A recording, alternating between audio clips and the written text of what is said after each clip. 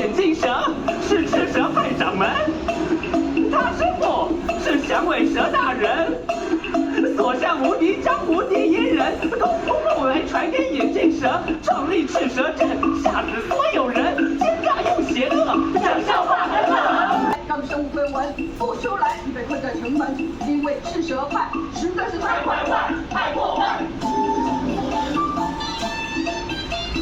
小孩要乖乖，赶快躲起来！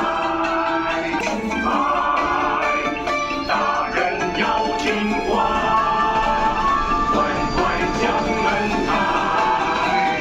若你不开门，赤蛇把门拆。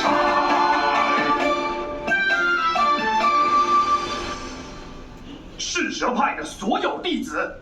我们下一个目标就是白羊城。杀！